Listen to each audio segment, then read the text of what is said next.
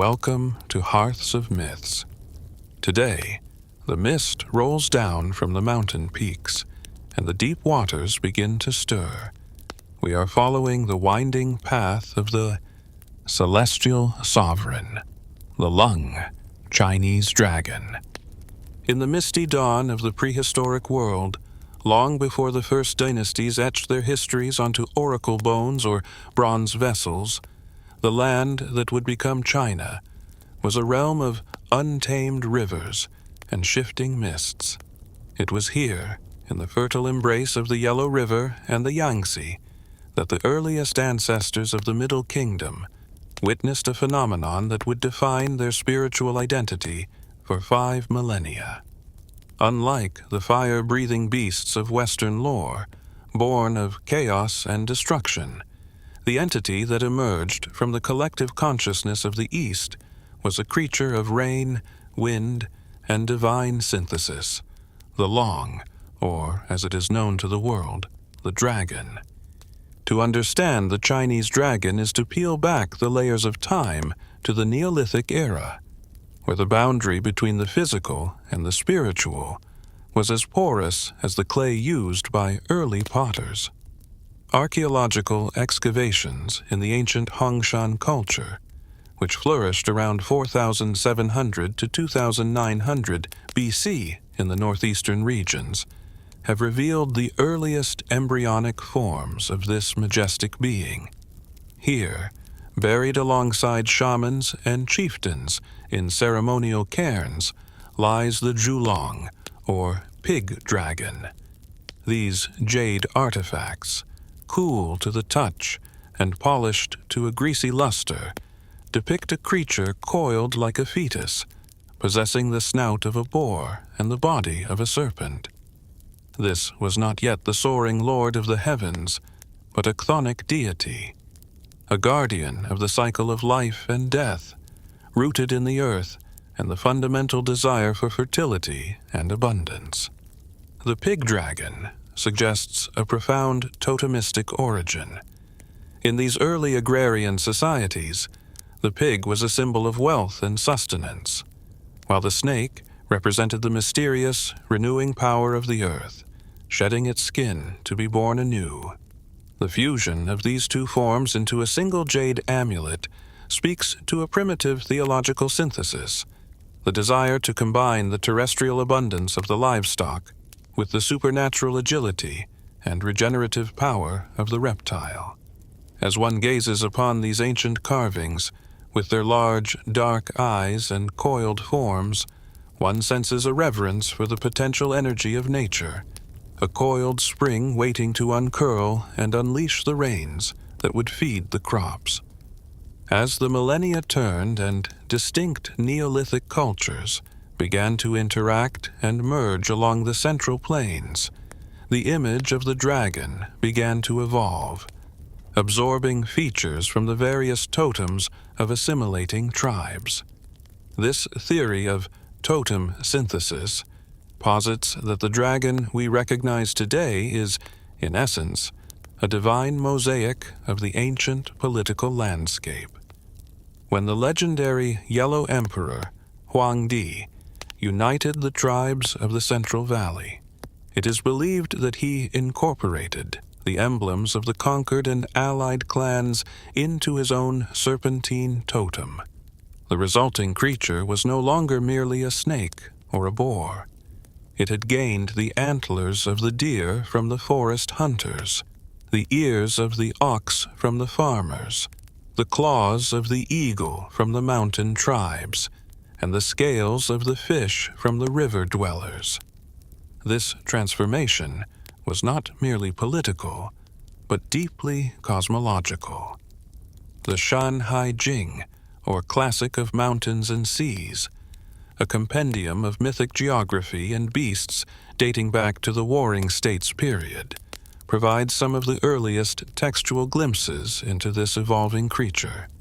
In its weathered bamboo strips, we read of the torch dragon, Zhulong, a deity with a human face and a snake's body, who resided in the dark northern limits of the earth. This primal entity controlled the day and night simply by opening and closing its eyes.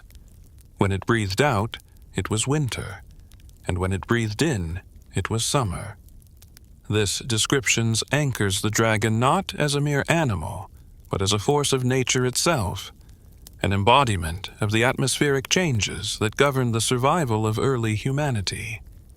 The discovery at Jishuipo in Henan province further illuminates this astronomical connection. Dating to approximately 4000 BC, a grave was found containing a skeleton flanked by mosaics made of clamshells. On one side lay a tiger, and on the other, a dragon. This arrangement, mirroring the later feng shui concept of the green dragon of the east and the white tiger of the west, suggests that even in this remote antiquity, the dragon was already associated with the eastern sky, the rising sun, and the coming of spring. It was the herald of the life-giving rains, the celestial equivalent of the yang energy that roused the world from its winter slumber.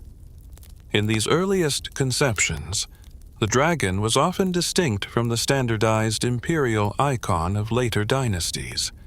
The panglong, or coiled dragon, found on bronze vessels of the Shang dynasty, circa 1600 to 1046 BC, appears more akin to the alligator or the crocodile, creatures that infested the ancient Yangtze. These water lizards, known for their ability to sense approaching storms and their terrifying roar that resembled thunder, likely provided the biological template for the dragon's association with rain. The ancients observed these beasts submerging before a storm and emerging as the waters rose, leading to the belief that they were not merely reacting to the weather, but causing it. The aesthetic evolution of the dragon also mirrors the refinement of Chinese civilization itself. In the mysterious bronze masks of the Sangxingdui culture, we see dragon-like protrusions that hint at a vertical connection between heaven and earth, a world axis, or axis mundi. The dragon was the vehicle of the shaman, the mount upon which the spiritual traveler ascended the 9 heavens to commune with the ancestors. This role as a divine steed is preserved in the legends of figures like Qi, the son of Yu the Great, who rode 2 dragons to visit the celestial courts. As we move from the silent testimony of jade and bronze to the written word of the Zhou dynasty, the dragon begins to shed its purely bestial nature and acquire a moral and social dimension. It becomes a symbol of the Junzi, the noble person or gentleman of Confucian thought, powerful yet restrained, capable of transformation, and always acting in accordance with the will of heaven. The Book of Songs, I Ching, the oldest existing collection of Chinese poetry, references dragons in the context of royal banners and chariots, cementing the link between the dragon and the ruling class. The dragon banner with its 9 scallops, the texts sing, fluttering in the wind, signaling the presence of divinely ordained authority.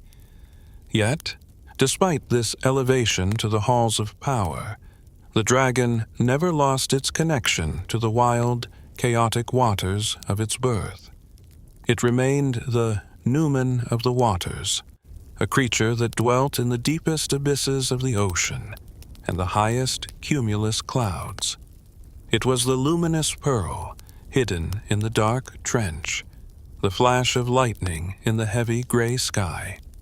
To the ancient peasant looking up from his rice paddy, the dragon was not an abstract symbol of the emperor, but a terrifying and benevolent reality, a living presence in the thunderhead that promised the difference between famine and harvest.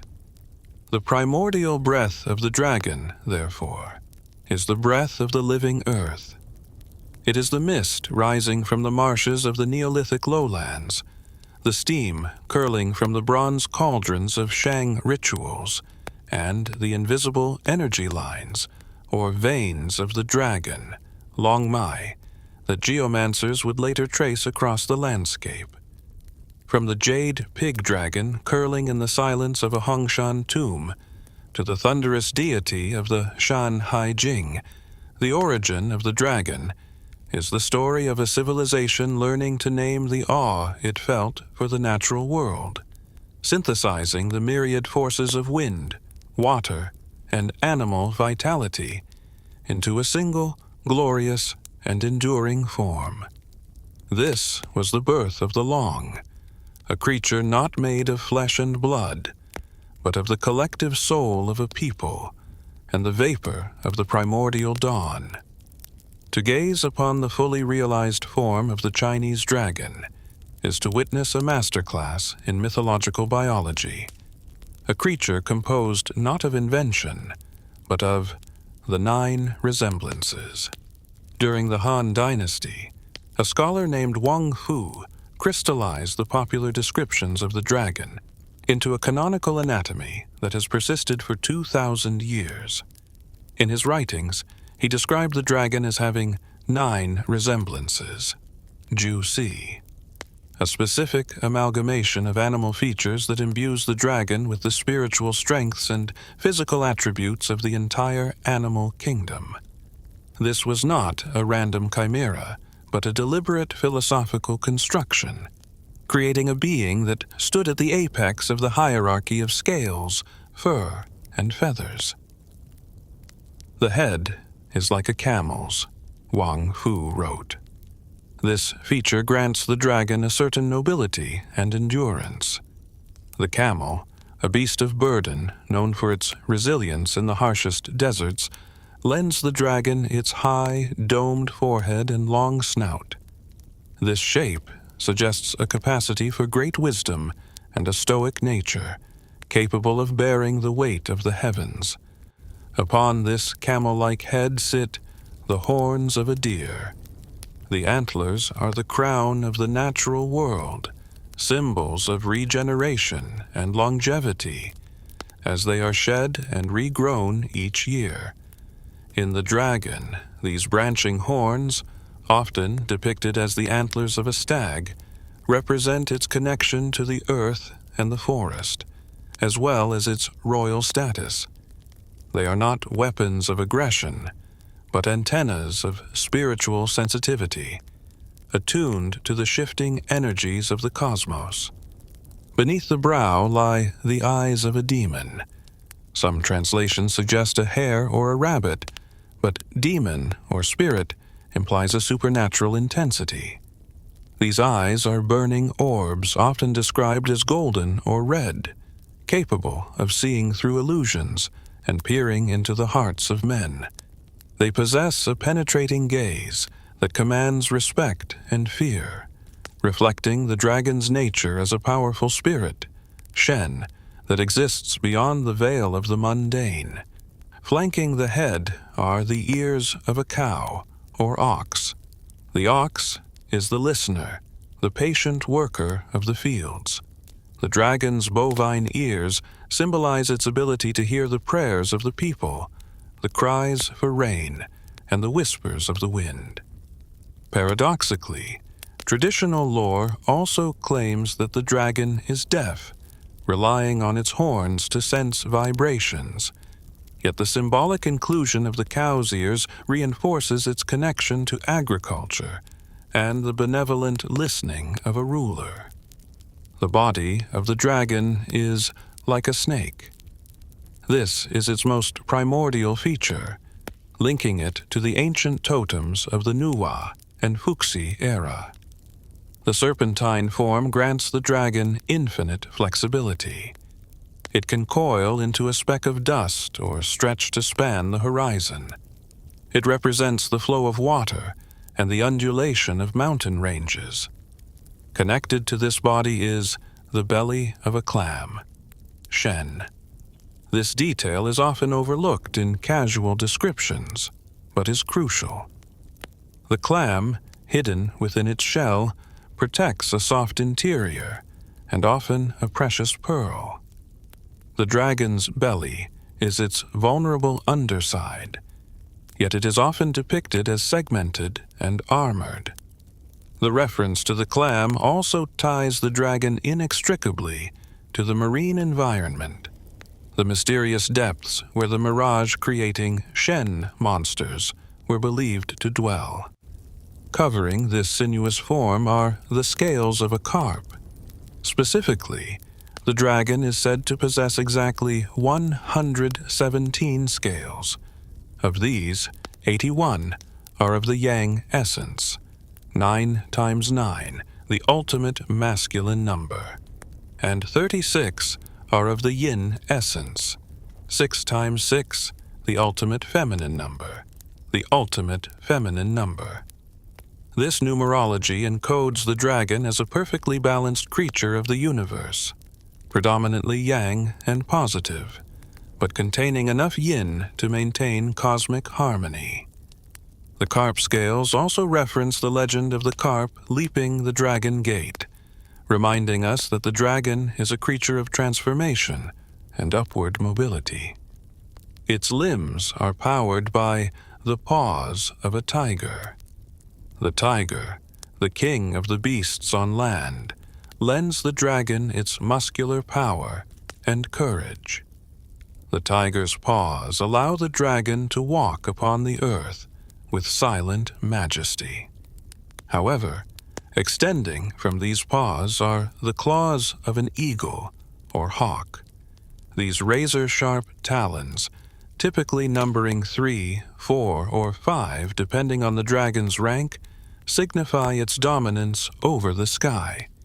They are the instruments of its will, capable of clutching the pearl of wisdom or striking down the wicked. Finally, Wang Fu mentions the neck of a snake, again emphasizing the serpentine, and distinct features like the long whiskers or barbels, which sense the flow of elemental currents, and the chimu. The chimu is a distinct lump or ridge on the top of the dragon's head, described as the chi wood, or a mountainous protuberance. Without this bump, it is said, the dragon cannot ascend to the heavens. It acts as a spiritual ballast or an engine of flight, distinguishing the earth-bound dragons from the celestial ones. Under the chin of the dragon lies the reverse scale, Ni Lin. Unlike the other 116 scales that flow seamlessly from head to tail, this single scale, roughly a foot in diameter, grows in the opposite direction, jutting out like a crescent moon. This is the dragon's kill switch, its point of supreme irritation. It is written in the Han Feizi that a dragon can be tamed and ridden, but if a person touches the reverse scale, the dragon will immediately kill them.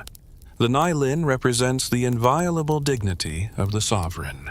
One may serve the king, but one must never cross the line of disrespect or challenge his ultimate authority. Another vital anatomical feature, often depicted in art, though not always listed in the 9 resemblances, is the flaming pearl, Juji, that the dragon chases or holds. This pearl is not merely a gemstone. It is the essence of the moon, the sun, or the egg of the universe. It represents wisdom, enlightenment, and the spiritual energy, Qi, that the dragon cultivates. When 2 dragons are shown fighting over a pearl, they are not squabbling over jewelry. They are interacting with the cosmic pole, the duality of yin and yang, generating the thunder and lightning of creation. Inside the dragon's body, the biological symbolism continues. Its voice is said to sound like the clanging of copper gongs or the jingling of jade bells, a resonance that shakes the soul. Its breath changes with its intent. It can breathe fire, rare in early texts, more common in later folklore, water, or a cloud mist that obscures its form. This ability to generate clouds is central to its nature. A dragon does not need wings to fly, though the Yinglong has them, for it rides the clouds, Yun. It generates the very atmosphere that supports it, a metaphor for the great leader who creates the environment in which he thrives. The anatomy of the Chinese dragon is thus a map of the Chinese worldview. It combines the water, carp, clam, snake, the earth, ox, tiger, camel, and the sky, eagle, deer antlers reaching upward. It is a unifying symbol that brings together the disparate elements of the ecosystem into one harmonious, omnipotent form. It is a creature that could not evolve through natural selection, but only through the cultural selection of a civilization that saw the divine in the connectivity of all living things. Every claw, every scale, and every whisker tells a story of survival, power, and the delicate balance of the universe, just as the mortal realm of the Middle Kingdom was governed by a strict bureaucracy of mandarins, ministers, and magistrates. So too was the realm of the dragons organized into a complex taxonomy. The dragon is not a singular species, but a vast family, a hierarchy of scales, where appearance, habitat, and function dictate one's place in the cosmic order. Ancient lexicographers and mythologists, such as those who compiled the Arya, the oldest surviving Chinese dictionary, meticulously categorized these beings, revealing a world as diverse as it is divine. At the very zenith of this hierarchy soars the Tianlong, heavenly dragon.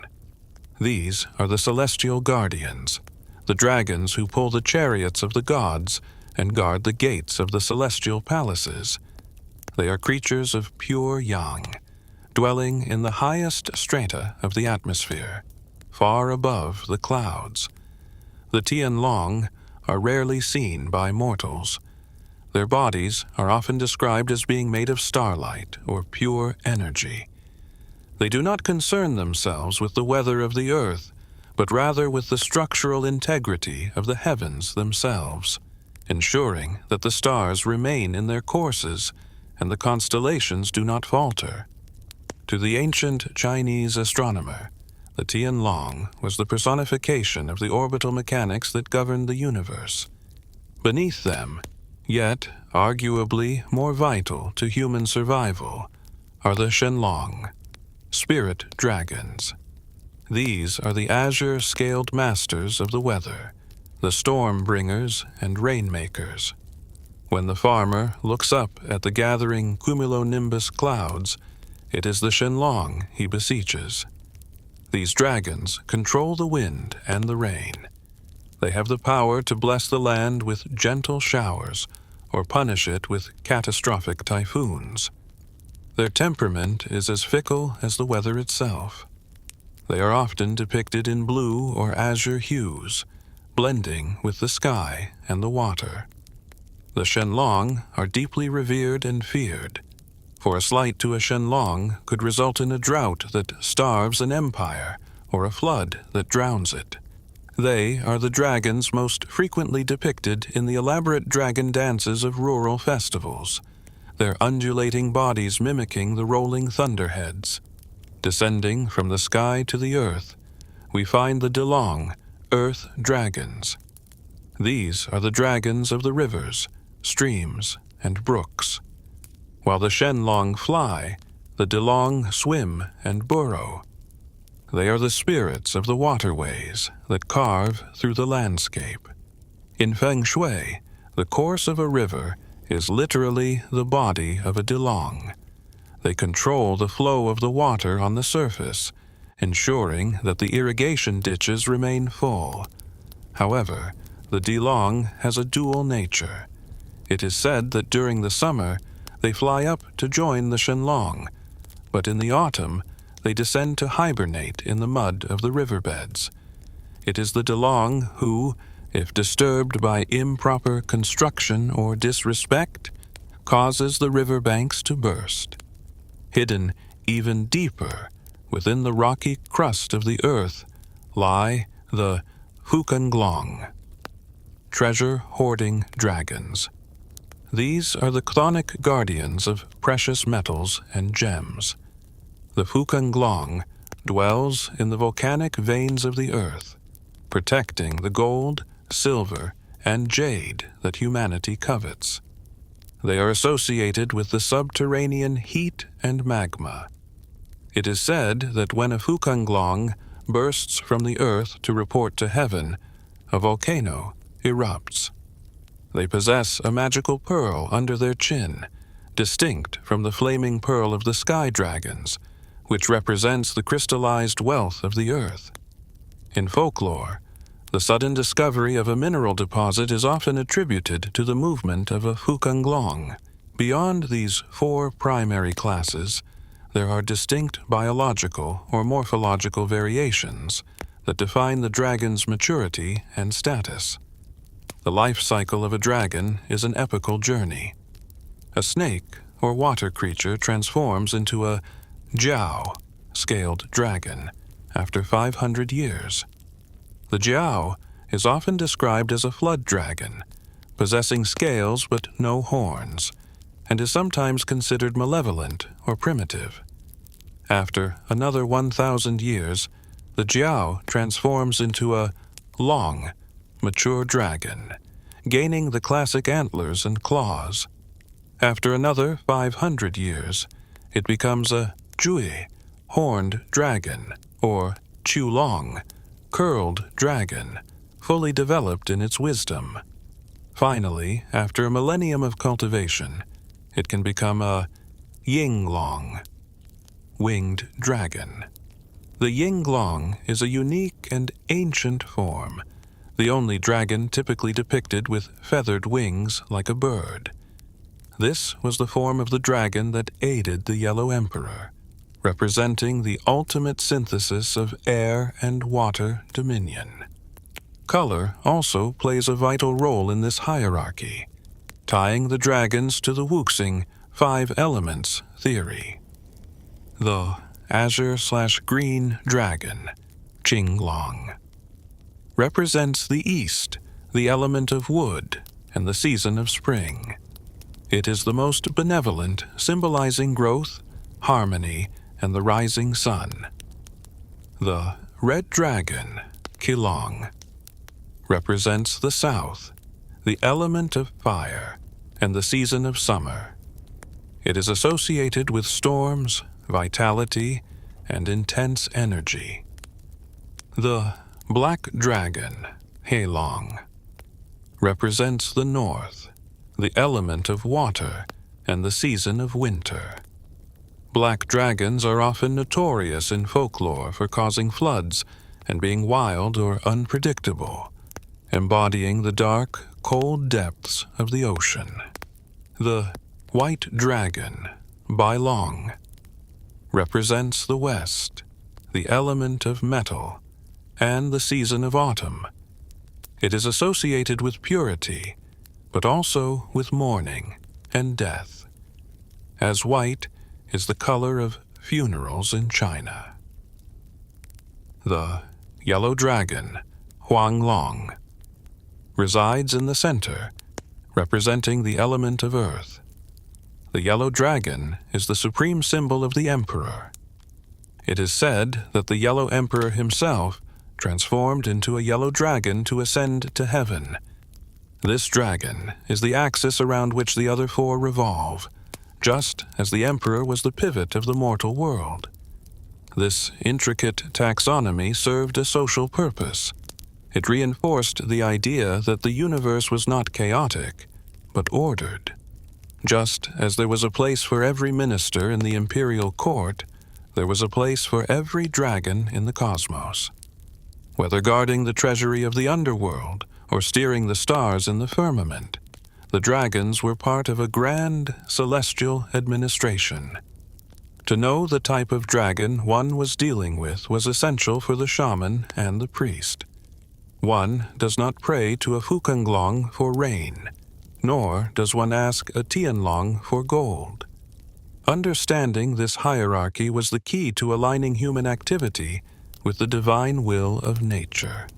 In the philosophical heart of Chinese civilization lies the I Ching, or the Book of Changes. This ancient divination text, dating back to the Western Zhou period, circa 1000 to 750 BC, provides perhaps the most profound intellectual framework for understanding the dragon not just as a creature, but as a cosmic principle. Here, the dragon is the ultimate avatar of Yang, the masculine, active, creative, and bright force of the universe. It is the counterpoint to the tiger, which often represents the yin, earthly, receptive, energy in specific contexts, or the phoenix, empress. But within the hexagrams of the I Ching, the dragon narrates the journey of the human soul and the cycles of time itself. The first hexagram of the I Ching is Qian, the creative, composed of 6 solid yang lines. It is the symbol of pure, unadulterated heaven. The commentary on this hexagram uses the life cycle of the dragon to explain the stages of leadership, creation, and spiritual cultivation. It begins with the bottom line, hidden dragon, do not act. This represents the dragon lying dormant in the deep waters of winter. It is the great man in obscurity, the seed under the snow. It signifies potential energy, the yang force gathering strength in the darkness. It teaches patience. Even the mighty dragon must wait for the proper season to emerge. As the lines ascend, we encounter the dragon appearing in the field. This is the dragon emerging from the water to the land, corresponding to the spring equinox. It represents the young leader or the new idea making its first impact on the world. It is visible, promising, and seeks the guidance of a great man, the beneficial to see the great man line. Then comes the leaping dragon, testing its wings, making mistakes, and learning. And finally, the 5th line, the most auspicious position in the entire I Ching, flying dragon in the heavens. This is the dragon at its zenith, the summer solstice, the emperor on his throne, the realization of full potential. It rules the sky, dispensing rain and wisdom. It is the state of perfect action and supreme authority. However, the I Ching also warns of the 6th line. Arrogant dragon will have cause to repent. This depicts a dragon that has flown too high, disconnected from its source of support, the water, people. It represents the inevitable decline after the peak, the tyrant who has lost the mandate of heaven. This cyclical narrative anchors the dragon to the concept of time. The dragon is time. Its movements dictate the calendar. The connection between the dragon and the calendar is physically manifested in the constellation of the Azure Dragon, Qinglong of the East. In ancient Chinese astronomy, the sky was divided into 28 mansions, grouped into 4 symbols. The Azure Dragon consists of 7 stars, mansions, that resemble a dragon's shape. The horn, Jiao, the neck, Kang, the root, Dai, the room, Fang, the heart, Xin, the tail, Wei, and the winnowing basket, Ji. The rising of the dragon's horn, Suika, above the eastern horizon at dusk, signaled the beginning of spring and the agricultural season. The dragon raises its head. Long Tai Tu is still a festival celebrated on the 2nd day of the 2nd lunar month, marking the moment the dragon wakes from hibernation to bring the spring rains. This cosmological role explains why the dragon is the master of the pearl. The pearl is frequently depicted floating just out of the dragon's reach or held tightly in its claws. This is the pearl of potentiality, or the wish-granting pearl, Sintamani in Buddhist influence. In the context of the cosmos, the pearl represents the sun being swallowed by clouds, the dragon, during an eclipse, or the moon, or the electron of yang energy that catalyzes life. The dragon chasing the pearl is the eternal pursuit of wisdom and enlightenment. It is the dynamic motion of the universe, the Tao in action. The dragon never truly catches the pearl and stops. If it did, the universe would cease to spin. The chase is the engine of existence. Furthermore, the dragon's dominion over water relates it to the blood of the earth. In traditional Chinese medicine and geomancy, feng shui, water is the source of life, qi. The mountains are the dragon's bones, and the rivers are the dragon's blood. A landscape is said to have good feng shui if the dragon veins, mountain ridges, curve protectively around a site, pooling the qi like water.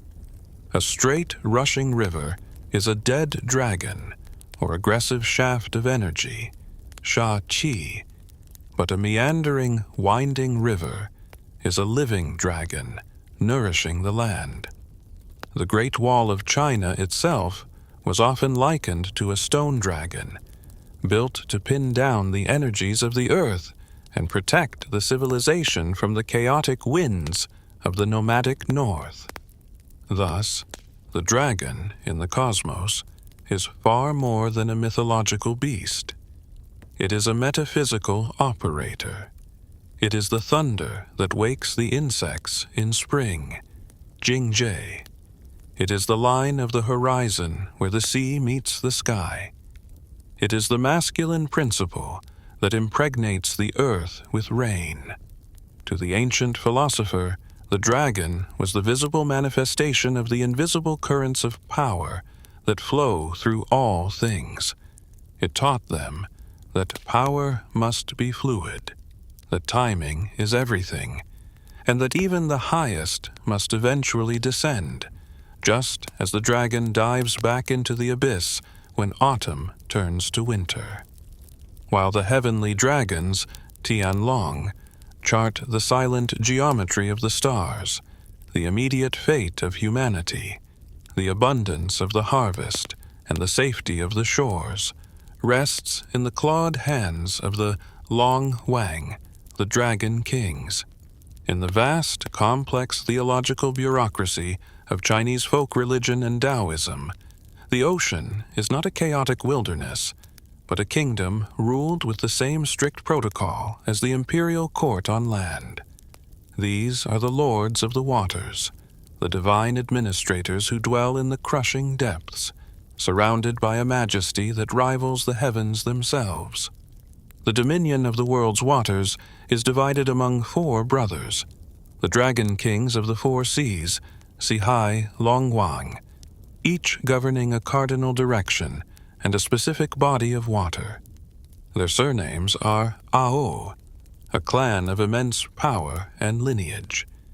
To the east rules Ao Guang, the dragon king of the East Sea. He is the most prominent of the 4, as the east is the direction of the sunrise and spring. His domain covers the vast expanse of the Pacific, the source of the rain clouds that water the fertile plains of China. To the south rules I Ching, master of the South Sea, governing the warm tropical waters and the typhoons that brew in the heat. To the west lies the domain of Ao Run, ruler of the West Sea, often associated with the Indian Ocean or mythical bodies of water beyond the Himalayas. And to the north, in the cold, dark waters, rules Ao Shun, the Dragon King of the North Sea. These dragon kings do not live in damp caves or muddy hollows.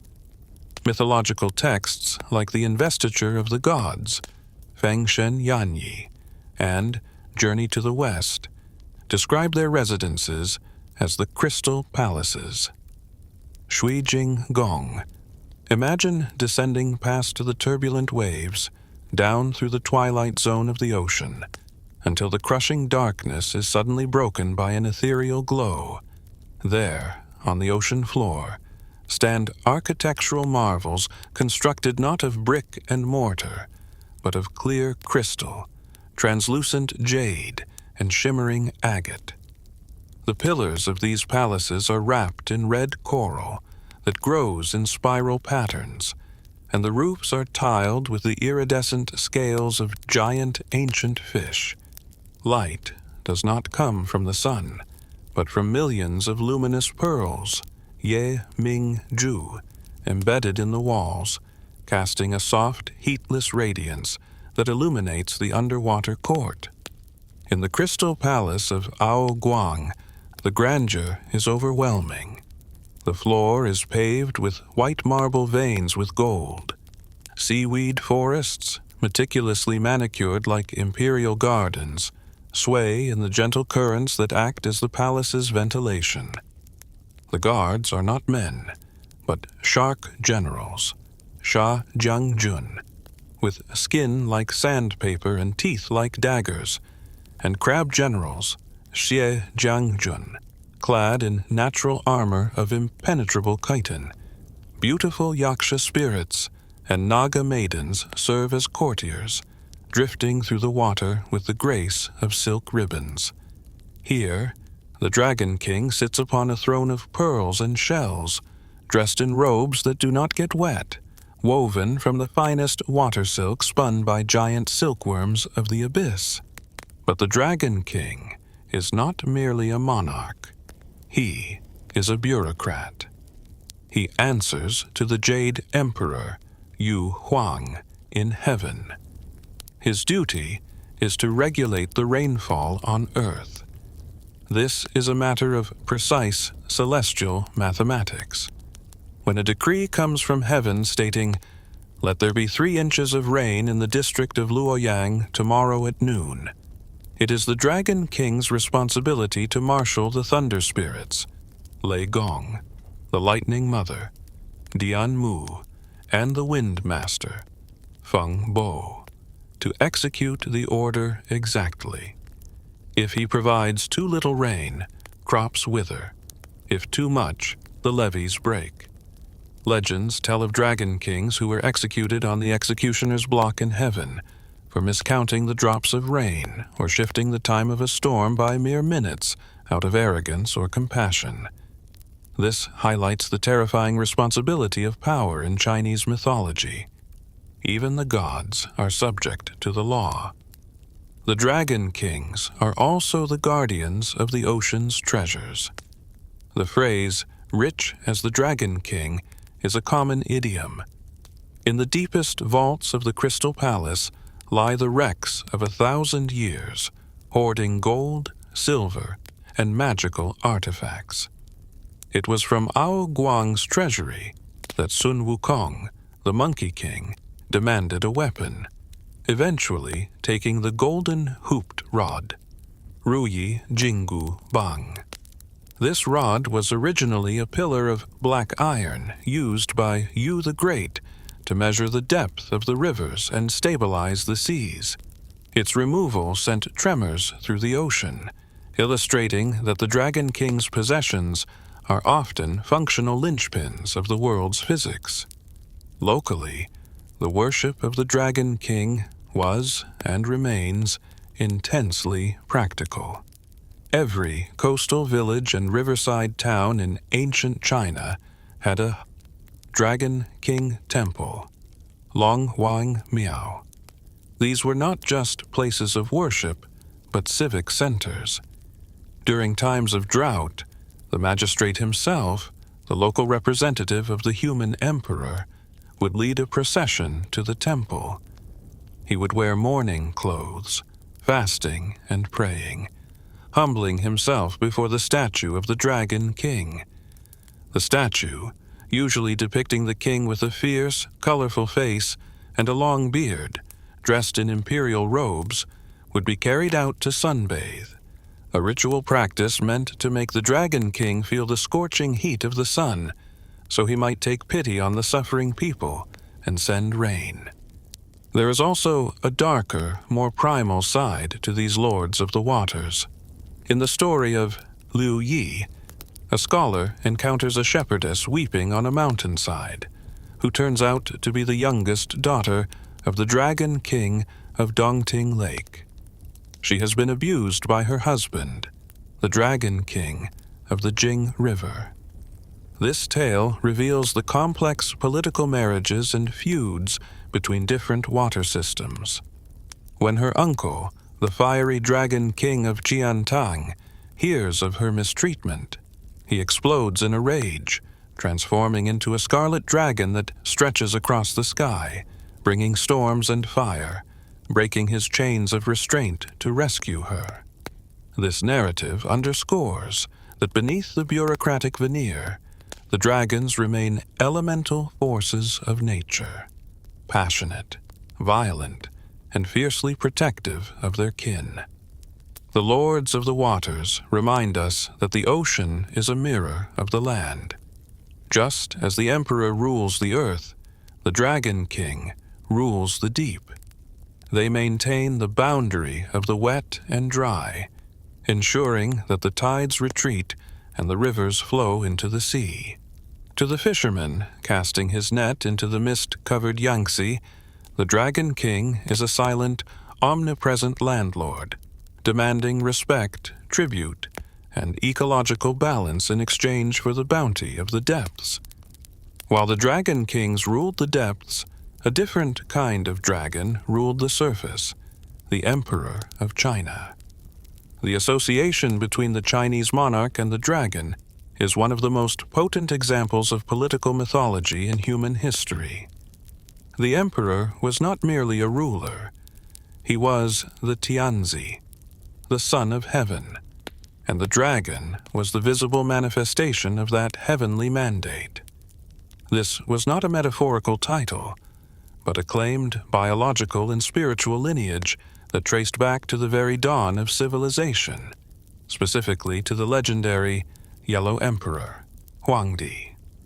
The Yellow Emperor, the cultural progenitor of the Han people who reigned traditionally around 2697 to 2598 BC, is inextricably linked to dragon lore. Legend tells that near the end of his glorious reign, after he had invented the calendar, carts, boats, and traditional medicine, a massive yellow dragon descended from the clouds. This was no ordinary beast. It was a messenger from the celestial courts. It lowered its bearded head, allowing the Yellow Emperor to climb onto its back. Following their master, 70 of the emperor's highest officials and courtiers clambered onto the dragon's scales. As the dragon rose into the sky, the remaining subjects, desperate not to be left behind, grabbed onto the dragon's whiskers. The whiskers snapped under the weight, falling to the earth to become the longshu grass, while the emperor ascended to become a deity. This apotheosis established the dragon as the vehicle of imperial immortality and the bridge between the mortal ruler and the divine.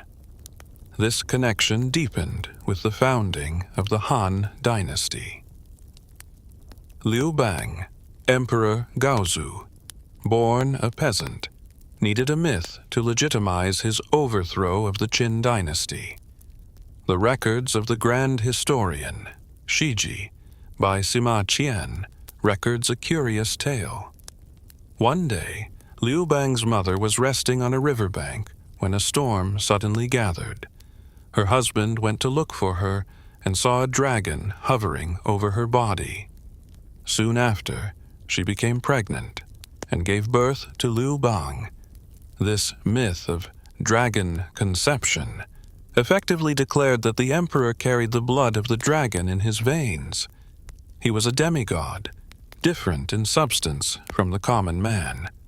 From this point on, the emperor's face was the dragon face, his body the dragon body, and his anger the dragon's wrath. The physical manifestation of this identity was the long pao, or dragon robe. In the Qing dynasty, 1644 to 1912, the regulations surrounding these robes were strict and lethal. The emperor's robe was bright yellow, the color of the earth and the center. Embroidered upon it were 9 dragons. Why 9? In Chinese numerology, 9 is the highest single-digit number, representing the ultimate yang and the limits of heaven. But if you look at a dragon robe, you will usually see only 8 dragons on the surface, 1 on the chest, 1 on the back, 1 on each shoulder, and 2 on the front and back of the lower hem. The 9th dragon was hidden on the inner flap of the robe, known only to the wearer and the heavens. Crucially, the imperial dragon was distinguished by its claws. The 5-clawed dragon, Wu Zhua Long, was the exclusive emblem of the emperor. It represented total dominion over the 5 elements: wood, fire, earth, metal, water, and the 5 directions. Princes and high-ranking officials were permitted to wear dragons, but they were restricted to 4 claws, Mang. The lower nobility or tributary states, like Joseon, Korea, or Vietnam at various times, were often restricted to 3-clawed dragons. To be caught wearing a 5-clawed dragon without authorization was treason, punishable by the execution of one's entire clan. This was not fashion. It was a usurpation of cosmic power. The symbolism extended to every object the emperor touched. He sat on the dragon throne, Long Yi, slept in the dragon bed, and walked on dragon pavements, large stone slabs carved with relief dragons located in the center of the staircases in the Forbidden City, over which his palanquin would be carried so that he symbolically floated over the dragons. The layout of the capital itself was often designed to align with the dragon veins of the earth, ensuring that the emperor sat at the nexus of the land's energy. However, the myth of the dragon ancestor also carried a warning. The concept of the reverse scale, Ni Lin, served as a metaphor for the precarious nature of serving a tyrant. The philosopher Han Feizi wrote in the Warring States period, "The dragon is a docile creature. It can be tamed and ridden, but under its throat there is a scale, a foot across, that grows inverted. If anyone touches it, the dragon will kill him. The ruler of men also has a reverse scale." This passage warned ministers that while the emperor was divine, he was also dangerous. To criticize him bluntly, to expose his faults, or to threaten his authority was to touch the reverse scale. The dragon emperor was a source of benevolence and rain, but like the storm, he could turn destructive in an instant. The fall of a dynasty was often preceded by sightings of dead dragons, or dragons fleeing the capital. It was believed that when the mandate of heaven was lost, the dragons would abandon the lineage. The yellow dragon would no longer protect the throne. Thus, the dragon was not just a symbol of power possessed, but of power that must be maintained through virtue. The true dragon son of heaven, Zhen Long Tian Zi, had to act with the wisdom of the dragon, balancing yin and yang, listening to the winds of the populace, or else the cosmos itself would revolt, sending floods and rebellions to wash away the unworthy scales. Before the orderly bureaucracy of the dragon kings or the golden robes of the emperors, the dragon existed in the raw, chaotic dawn of creation. In the primal mythology of China, the dragon is not merely a creature in the world. It is often the architect of the world, or at least the savior of it. These early encounters frame the dragon as an essential partner to humanity in the struggle against the overwhelming forces of nature, particularly the catastrophic floods that threaten to extinguish early civilization. The story begins with Fuxi and Nua, the primordial siblings and divine couple. In Han Dynasty, stone reliefs and silk paintings found in the Mawangdui tombs, they are rarely depicted as fully human. Instead, they possess human torsos that merge seamlessly into long, intertwined serpentine or dragon-like tails. They are the human-headed, snake-bodied progenitors. Fuxi, holding the carpenter's square, and Nuwa, holding the compass, represent the ordering of the chaos, squaring the earth and circling the heavens. Their intertwined dragon tails symbolize the double helix of life, the union of yin and yang, and the breeding of the human race. Here, the dragon is the very root of the human family tree, suggesting that humanity itself is a hybrid species, part dust and part divine dragon blood. But the most dramatic dragon myths center on water and destruction. One of the earliest antagonists in Chinese mythology is Gong Gong, a water god often described as a black dragon or a monster with a serpent's tail and human head. In his vanity and rage, after losing a battle for the throne of heaven against Zhuan Shu, Gong Gong smashed his head against Mount Buzhou. This mountain was no ordinary peak. It was the pillar holding up the sky. The pillar snapped. The sky tilted towards the northwest, explaining why the stars move that way, and the earth sank to the southeast, explaining why the rivers flow that way. The barrier between the celestial waters and the earth shattered, causing a primordial flood. It was Nuwa, in her dragon serpent form, who melted 5 colored stones to patch the hole in the sky, saving creation from the watery abyss. Generations later, the waters rose again in the era of Yu the Great. Da Yu, the legendary founder of the Xia dynasty. This was the Great Flood of Chinese memory, a disaster that lasted for generations. Yu's father, Gun, had failed to stop the waters by stealing magical expanding soil, shirang, from heaven, and building dams. The dams collapsed, and Gun was executed. From Gun's belly, it is said, a yellow dragon flew out, or Gun himself transformed into a yellow dragon bear and ascended to the deep springs. Yu took up the task, but he realized that blocking the water was futile. He had to channel it. In this monumental task, Yu was not alone. The Shan I Ching and other texts describe his alliance with a yellow dragon, Huang Long, and a black turtle.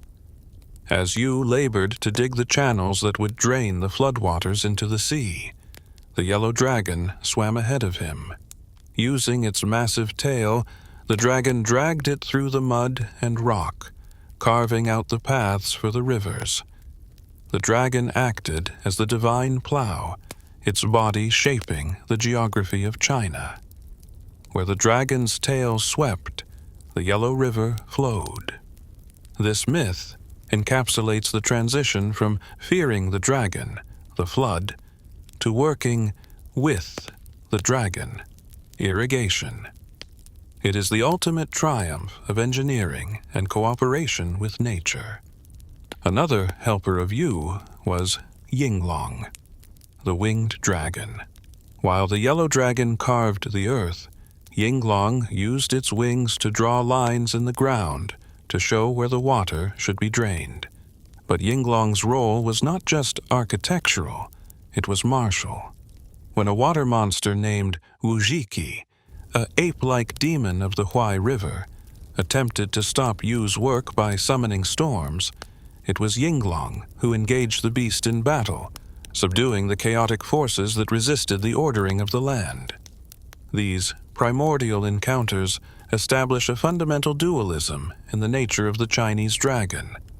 It is both the Gong Gong, the breaker of pillars, the chaotic flood, the destroyer of boundaries, and the Huang Long, the carver of channels, the guide, the partner of the sage king. It is the problem and the solution. This reflects the ancient Chinese relationship with the Yellow River, known as China's sorrow for its devastating floods, yet also the mother river for its fertile silt. The dragon is the river incarnate, terrible when unleashed, but the source of all civilization when guided by virtue and wisdom. The legacy of Yu the Great is etched into the landscape. The Dragon Gate, Longmen, on the Yellow River, a narrow gorge where the water rushes with terrifying speed, is said to be opened by Yu. It is here that the carp swim upstream against the current. Legend says that any carp strong enough to leap over the falls at the Dragon Gate will transform into a dragon. This connects the primordial flood myth to the personal cultivation of the individual. Just as Yu tamed the flood through perseverance, the carp, or the scholar, overcomes the obstacle to achieve a higher state of being. The dragon, therefore, is not just an ancient memory of the flood. It is the symbol of the indomitable spirit that survives it. While the dragon is a builder of civilization, it is also a fearsome engine of war. The mythological history of China is punctuated by battles where dragons descended from the clouds not to bring rain, but to spill blood. These conflicts, recorded in texts like the Classic of Mountains and Seas and the Investiture of the Gods, reveal the dragon as a warrior deity, capable of immense violence in the service of cosmic order, and occasionally a tragic figure caught in the crossfire of divine feuds. The most significant of these conflicts is the Wot Battle of Zhuolu, or Bangquan, the primordial war between the Yellow Emperor, Huang Di, and the chaotic warlord, Qi Yu. Qi Yu was a terrifying sorcerer king, bronze-headed and iron-browed, who led the 9 Li tribes. He possessed the power to breathe out thick, poisonous fogs that blinded the emperor's armies. To counter this, the Yellow Emperor called upon his most powerful ally, Yinglong, the responding dragon. Yinglong is unique in the pantheon of dragons. An ancient winged deity, Yinglong possessed the power to hoard and release water. At the height of the battle, Qi Yu asked the Wind Earl, Feng Bo, and the Rainmaster, Yu Shi, to unleash a torrential storm that would drown the Yellow Emperor's forces in a quagmire of mud. The Emperor summoned Yinglong. Spreading its massive, feathered wings, Yinglong flew over the battlefield and absorbed the waters, sucking the rain into its own body and clearing the skies. Then, reversing the flow, Yinglong unleashed a devastating deluge upon Qi Yu's troops. However, the war took a toll. After killing Qi Yu and his ally, the giant Kwa Fu, Yinglong was drained of its divine energy. It could no longer ascend to the heavens. It fell to the earth, taking residence in the southern marshes. This myth explains why the south of China is so rainy and filled with lakes. It is the resting place of the weary war dragon Yinglong. It paints the dragon not as an omnipotent god, but as a loyal veteran who sacrificed its celestial status for the safety of the realm, forever exiled to the damp earth. In contrast to this heroic sacrifice stands the tragic tale of Neja and Ao Bing, a story from the Fengshen Yanyi that explores the volatile relationship between gods and dragons. Neja, a child god born as a rolling ball of flesh and armed with the universe ring and the red armillary sash, was playing by the sea one day. His magical sash agitated the waters, shaking the very foundations of the crystal palace of the East Sea. The Dragon King, Ao Guang, sent a yaksha to investigate, whom Neja casually killed. Enraged, Ao Guang sent his third son, the Dragon Prince, Ao Bing. Ao Bing was a majestic figure, riding a water beast and wielding a silver halberd, but he was no match for the ferocious child deity. In a brutal confrontation, Neja not only killed the Dragon Prince, but stripped him of his spine to make a magical belt for his father. This act of desecration, the killing of a dragon by a human or demigod child, sent shockwaves through the mythological world. The aftermath was catastrophic. The 4 dragon kings assembled and threatened to flood the entire Chentang Pass, demanding Neja's life in exchange for their sons.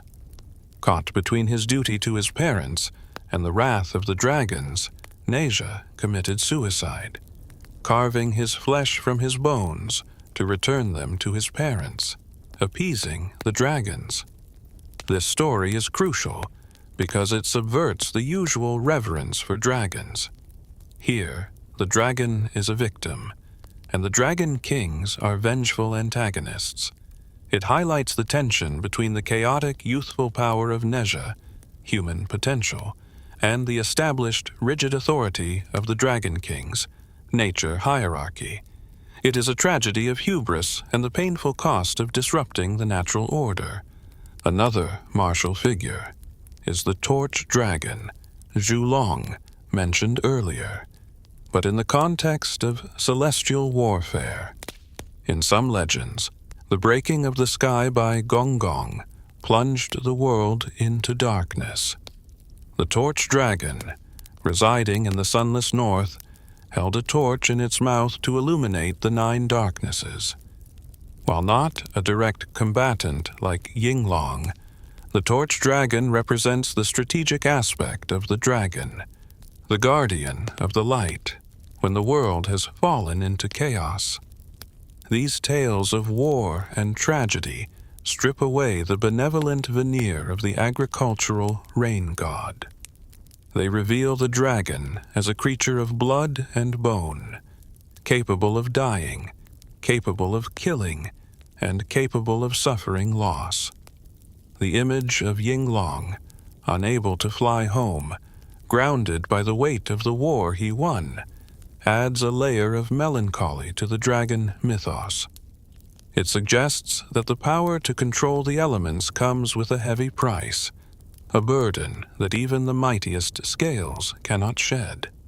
As we journey deeper into the enduring soul of the Middle Kingdom, moving away from the celestial heights of the cloud-riding deities and the terrors of the primordial floods, we find ourselves walking the quiet, stone-paved paths of human civilization. It is here, amidst the vermilion walls of imperial palaces, the incense-wreathed courtyards of ancient temples, and the moss-covered bridges spanning the misty canals of the Yangtze Delta, that we encounter the dragon not as a distant god, but as an intimate guardian of our daily lives. These are the offspring of the divine, creatures that inhabit the very infrastructure of culture. According to the rich tapestry of folklore solidified during the Ming Dynasty, particularly in texts like the Sheng'an Yiji. The dragon is a being of such boundless vitality and chaotic fertility that its essence could not be contained in a single form.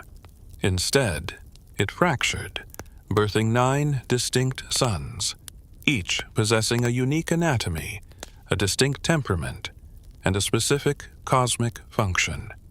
These are the 9 sons of the dragon, the silent watchers who hold up the physical world of the ancients. To meet the eldest, one must travel to the solemn silence of the spirit ways, the sacred paths leading to the eternal resting places of emperors and sages. Here, crouching low to the earth with a humility that belies his immense strength, is Bixi. At first glance, the uninitiated might mistake him for a common tortoise, for he possesses the wide domed shell and the sturdy, plodding legs of the terrestrial turtle. But look closer at the face. It is not the beak of a reptile, but the snarling, whiskered, and horned visage of a dragon. This is the burden-bearer. Bixi possesses a nature that is fundamentally obsessed with weight. Unlike his father, who seeks to soar weightless in the clouds, Bixi seeks the grounding pressure of the earth. He delights in the sensation of heaviness, of carrying a load that would crush a lesser being. In the ancient mythic history, before the ordering of the world, Bixi was a titan of chaotic strength, often moving entire mountains on his back simply for the joy of testing his limits, disrupting the flow of rivers and the layout of the land. It was Yu the Great, the tamer of the floods, who recognized that this raw power needed purpose. He tamed Bixi not with chains, but with responsibility.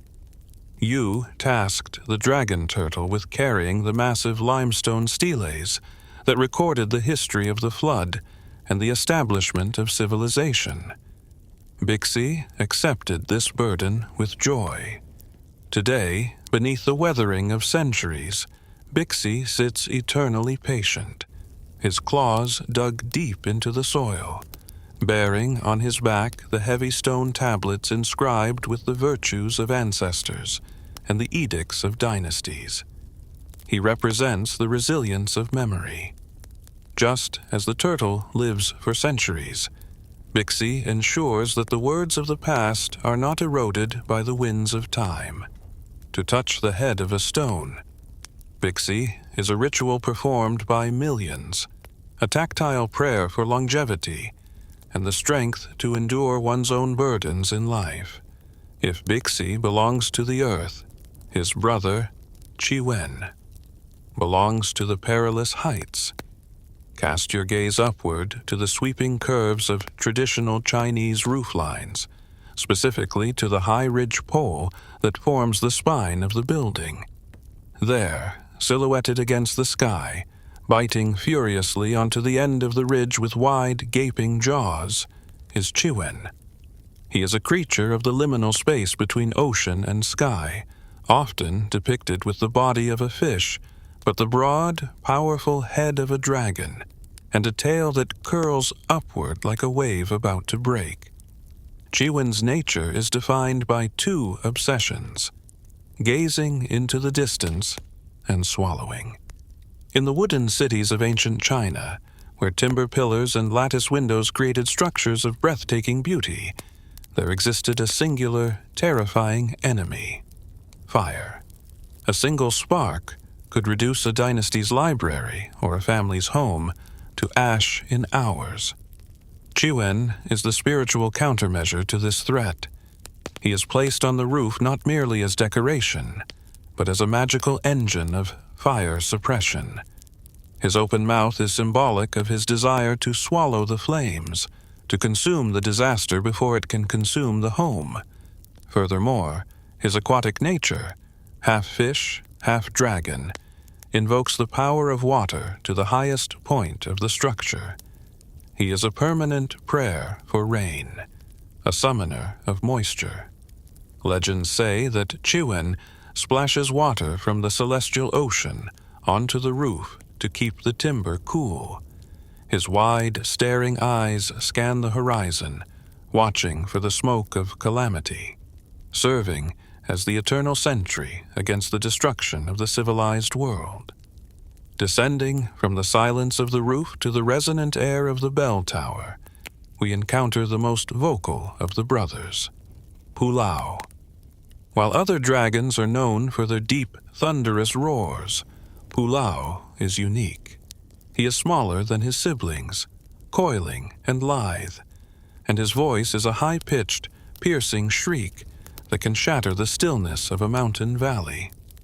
Pulau resides on the tops of the great bronze bells found in Buddhist and Taoist monasteries, forming the loop or handle by which the massive instrument is suspended.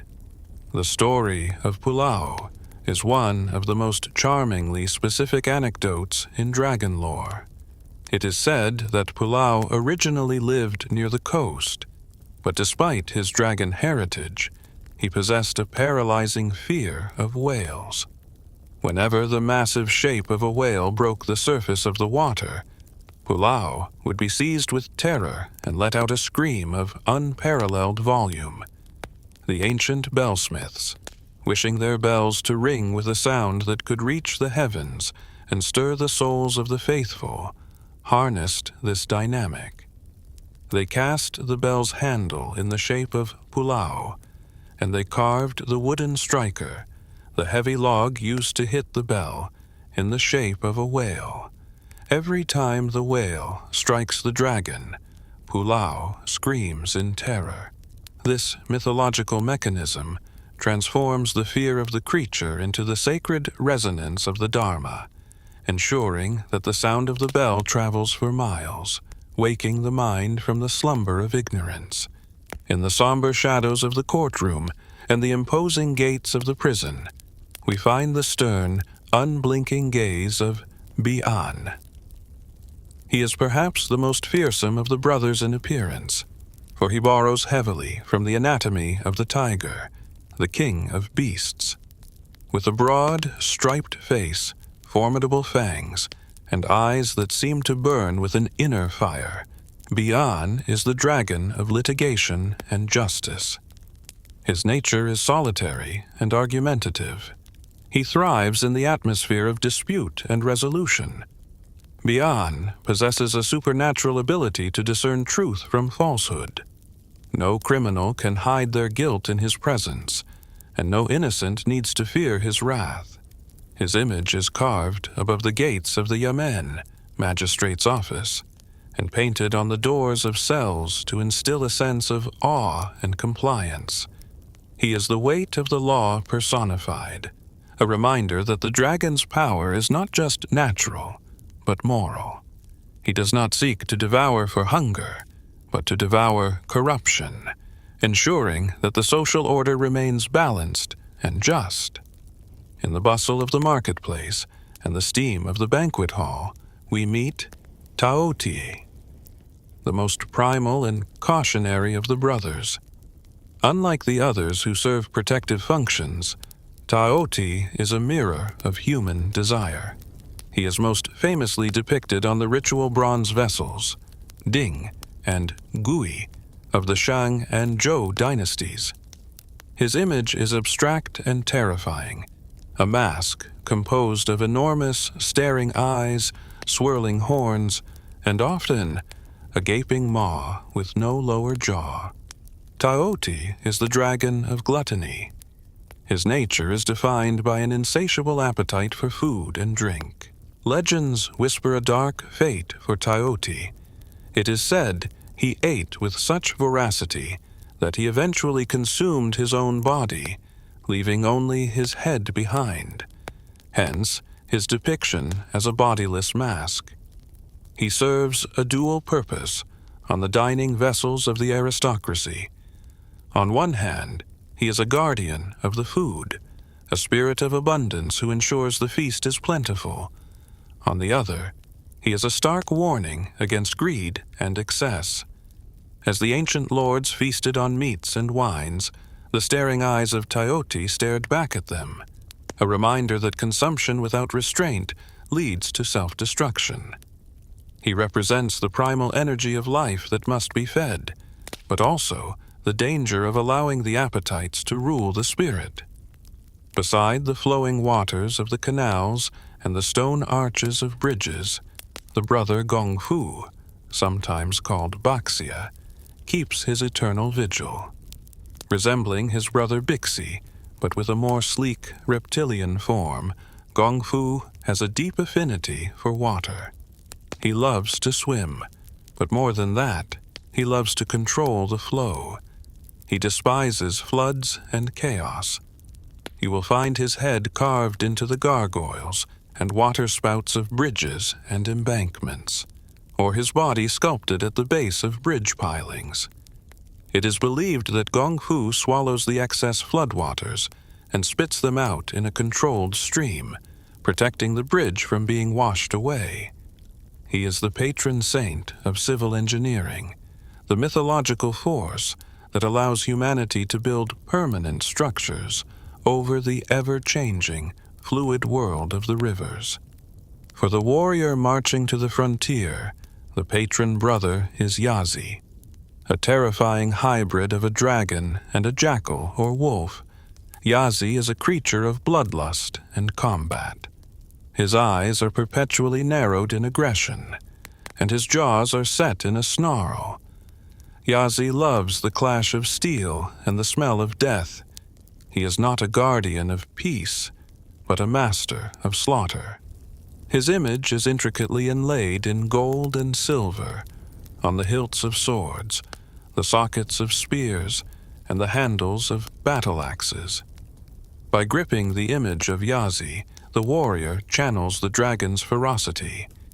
Yazi is the psychological weapon, the manifestation of the killing intent necessary to survive on the battlefield.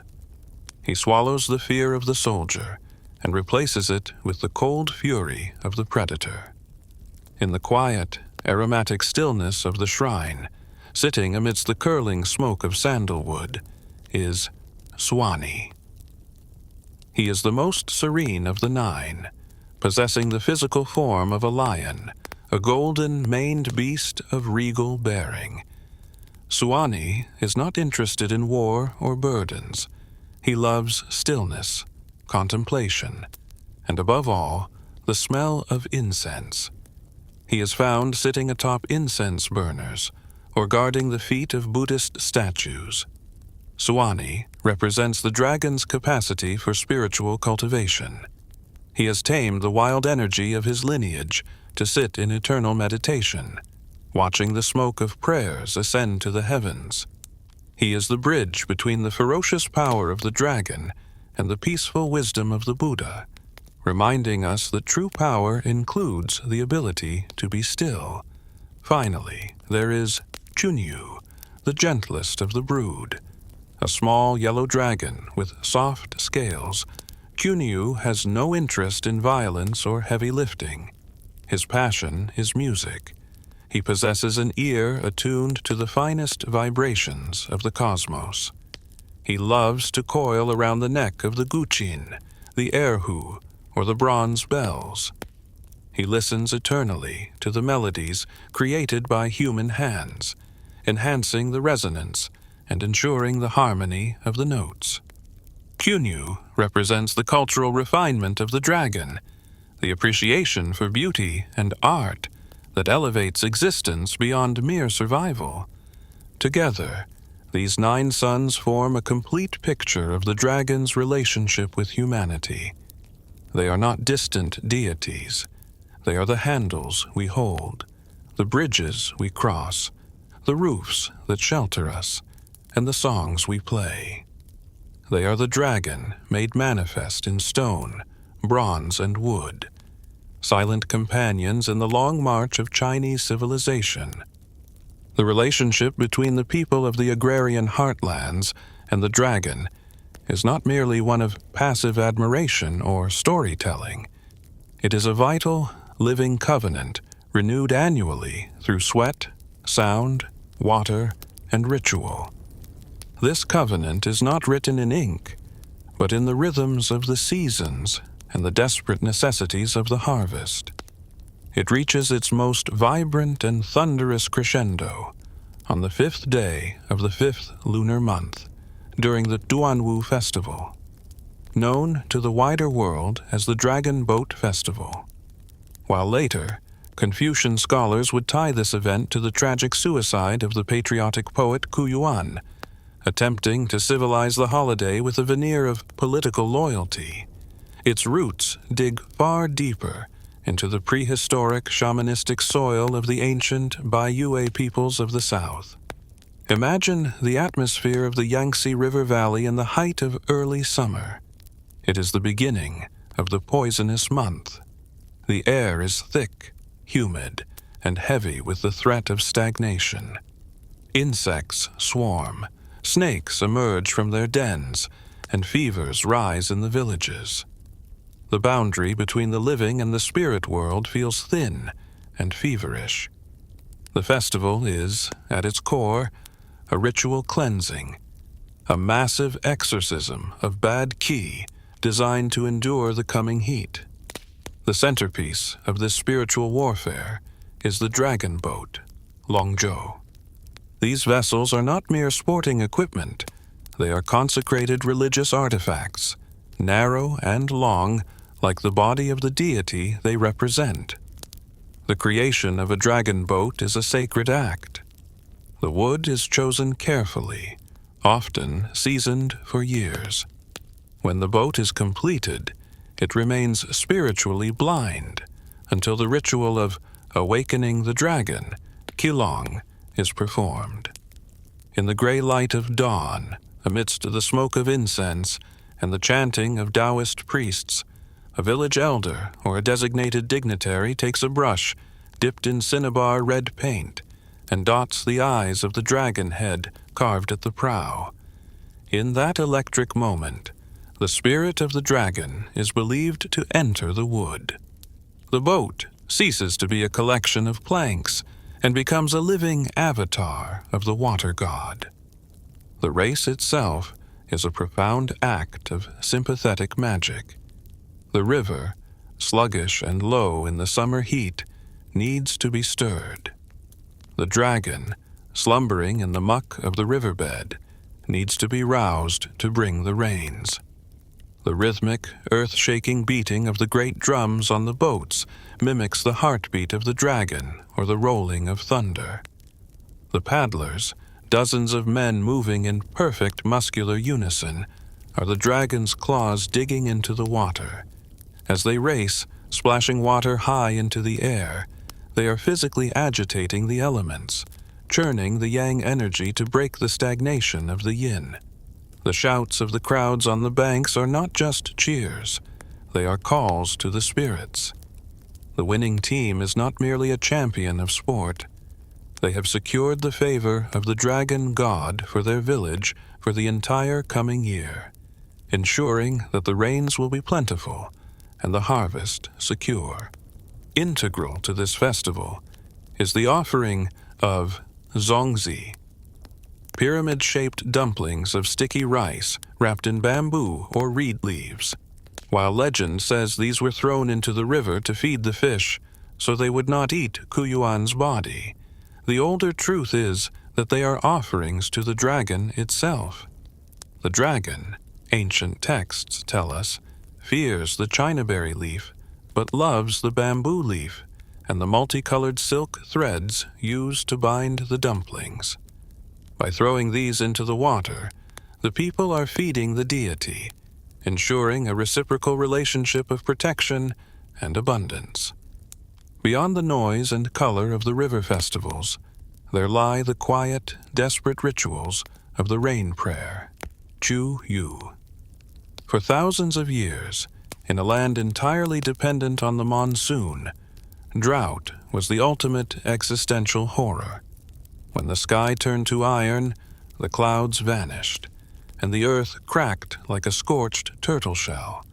The formalities of state religion were often abandoned for raw, primal pleading.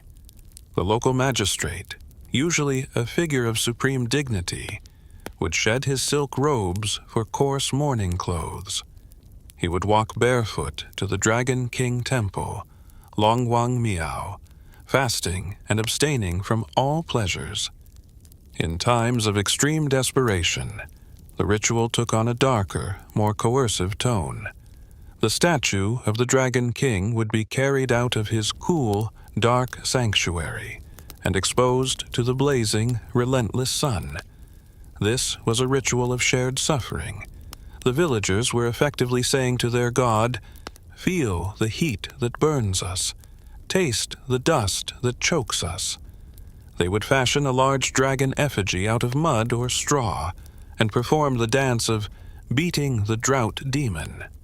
In ancient shamanistic practices recorded in the spring and autumn annals, there are even references to the exposure of shamans or wu to the sun, their suffering meant to evoke the pity of heaven.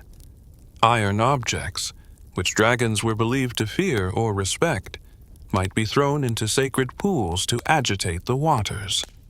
These rituals reveal a relationship based not on subservience, but on a complex, intense negotiation with the divine forces of nature.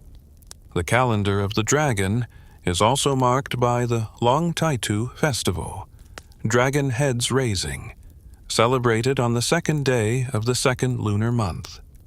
This date correlates with the solar term waking of insects, Jingje. It is the moment the winter hibernation ends. The dragon, which has spent the freezing months coiled in the deep abyss, lifts its head to inspect the world.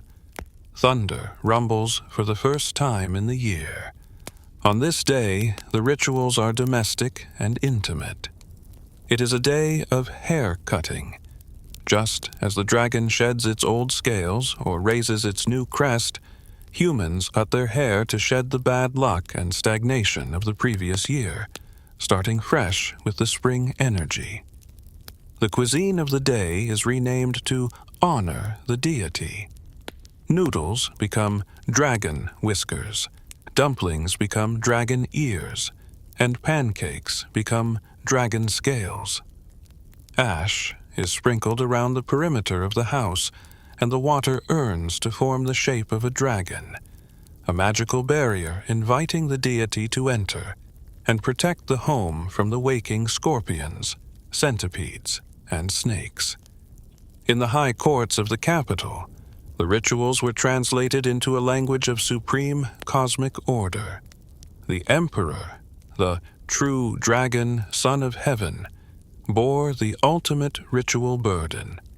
At the temple of agriculture, dressed in the dragon robe, he would perform the ceremony of plowing. Gripping a yellow plow, he would cut the first 3 furrows of the sacred field. This was an act of mimicking the dragon. Just as the celestial dragon plows through the clouds to release the rain, the earthly dragon, the emperor, plows the soil to release the fertility of the earth. The legitimacy of the entire dynasty rested on this sympathetic connection. If the rituals were performed incorrectly, or if the emperor lacked virtue, the connection would sever. The dragon would not bring rain, the river would flood, and the mandate of heaven would pass to another. There were also deeply localized, specific cults that spoke to the unique dangers of different regions.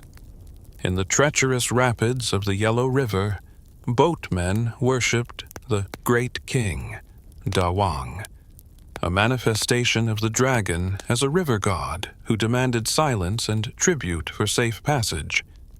In the south, the cult of Long Mu, Dragon Mother, emphasized filial piety and the maternal bond between human and dragon.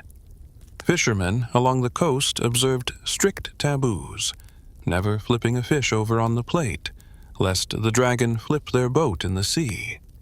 These rituals, from the thunderous drums of the Pearl River to the silent fasting of the drought-stricken north, tell us that the dragon was never a mere symbol or a literary device. It was a neighbor, a powerful, hungry, sleeping, waking, demanding neighbor.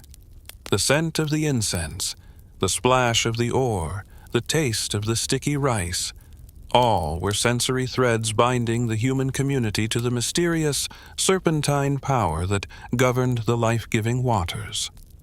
To participate in these rituals was to acknowledge that human life is fragile, suspended in the grasp of the dragon's claw, maintained only through respect, memory, and the rhythmic stroke of the drum against the silence of the sky.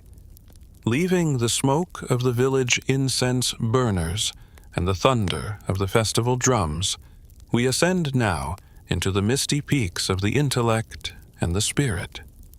In the grand tradition of Chinese high culture, the dragon sheds its physical scales to become something far more ethereal, yet infinitely more powerful. It transforms into a metaphor for the mind, the alchemical spirit, and the indomitable will of the seeker. Within the bamboo scrolls of Taoist philosophy and the ink-washed pages of classical literature, the dragon is not merely a creature to be worshipped, but a state of being to be achieved. It represents the mystery within the mystery, Xuanzhi Yu Xuan, the dynamic force of change that flows through the veins of the universe and the scholar alike. In the esoteric traditions of Taoist internal alchemy, Naden, the dragon occupies a central throne in the geography of the human body. The alchemists, seeking the golden elixir of immortality, viewed the body as a microcosm of the universe. In this internal landscape, the dragon is paired with the tiger, in a dualism that defines the very mechanics of spiritual transcendence. The green dragon, Qing Long, represents the element of wood, the liver, and crucially, the yang, spirit. Shen, or the volatile rising energy of the breath. Qi, it is true mercury, elusive, flying, and active. Its counterpart, the white tiger, Baihu, represents the element of metal, the lungs, and the yin, vitality, or true lead, dense, sinking, and grounded. The great work of the alchemist is described poetically as subduing the dragon and taming the tiger. Xiang Long Hu Hu. This is not a battle of destruction, but a supreme act of synthesis. The uncultivated mind is like a wild dragon, flying chaotically, consumed by emotions and wandering thoughts. The uncultivated body is like a wild tiger, consumed by appetites and lethargy. The master must capture the volatile dragon, the wandering mind, and force it to descend into the crucible of the lower dantian, the energy center below the navel. Simultaneously, he must rouse the tiger, the vital essence, and make it ascend. When the dragon and tiger mate in the cauldron of the body, they fuse to create the golden elixir. In meditation visualizations, practitioners often envision a dragon of pure light circulating through the meridians, burning away impurities and opening the gates of spiritual perception. Here, the dragon is not an external god, but the awakened potential of the human soul. This theme of transformation and cultivation finds its most famous literary expression in the Ming Dynasty epic Journey to the West, Xiuji. Among the colorful cast of pilgrims, there is one character who is often overlooked, yet whose presence is the very foundation of the journey, the white dragon horse, by Longma. He is not born a horse, but a prince. Ao Li, the third son of the Dragon King of the West Sea. The story of Ao Li is a tragedy of pride and a triumph of redemption. In his youth, he was a majestic but reckless dragon. In a fit of carelessness, or despair, depending on the version, he set fire to the great hall of the Crystal Palace, burning a luminous pearl that had been a gift from the Jade Emperor. For this crime of destroying a celestial treasure, he was sentenced to death. Suspended in the air, awaiting execution, he cried out to the Bodhisattva Guanyin. Seeing his potential, she saved him on the condition that he serve the monk Tang Sanzang on his pilgrimage to India to retrieve the Buddhist sutras. The transformation of Ao Lie is profound in its symbolism. When he encounters the monk and the Monkey King at Serpent Coil Mountain, he is a terrifying dragon emerging from the eagle grief stream. After a brief conflict, he submits to Guanyin's will. She touches his head, removes his horns, sheds his scales, and transforms the Lord of the Ocean into a white horse. This is a complete inversion of the dragon's nature, the creature of ultimate power, who commands the storms and rules the deep, must humble himself to become a beast of burden. He must carry the fragile, mortal monk across thousands of miles of demons and deserts. In the allegorical structure of the novel, the Monkey King represents the mind, Shin, restless and chaotic.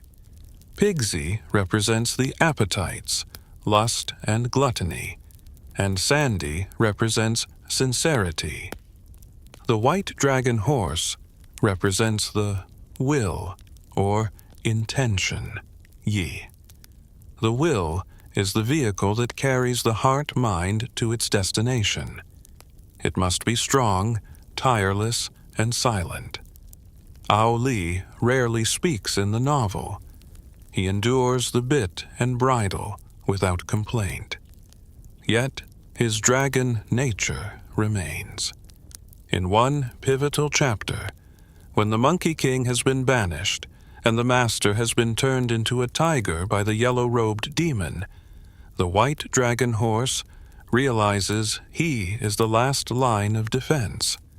In a moment of desperate loyalty, he breaks his reins, transforms back into a dragon, and attacks the demon in the banquet hall. Though he is defeated physically, his courage prompts Pigsy to bring the Monkey King back. At the end of the journey, having carried the Dharma to China, Ao Lie is not merely restored to his old rank. He is elevated. He is guided to the dragon spirit tank in the Pure Land, where he regains his horns and scales, shimmering in gold, and coils around a pillar as one of the 8 great heavenly dragons, Tianlong Babu. This is the Buddhist integration of the dragon. Power submitted to compassion, pride transformed into service, leading to a higher state of holiness. We also find the dragon soaring through the verses of classical Chinese poetry, particularly in the works of the Tang Dynasty master Li Bai, known as the Banished Immortal.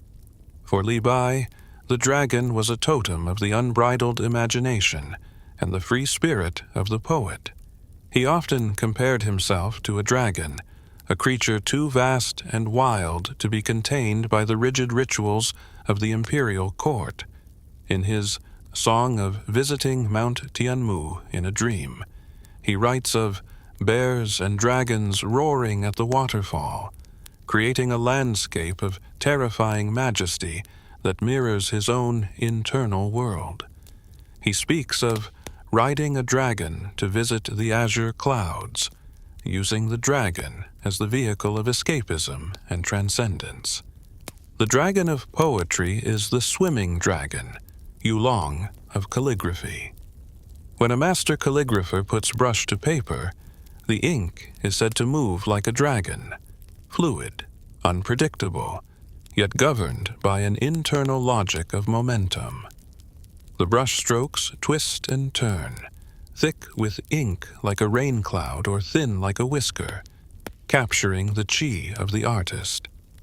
In the political philosophy of the Romance of the Three Kingdoms, another pillar of literature, the dragon is used to taxonomize human greatness. in the famous scene of discussing heroes while warming wine. The warlord Cao Cao sits with the hidden hero Liu Bei. As the rain pours down, a sign of the dragon, Cao Cao points to the sky and asks, "Do you understand the transformations of the dragon?" He continues, "The dragon is a creature that can be large or small, can ascend or descend. When large, it swallows the clouds and spits mist. When small, it hides in a molehill. In this world, only you and I are true heroes, true dragons." Here, Cao Cao defines the dragon not as a monster, but as the archetype of the great man.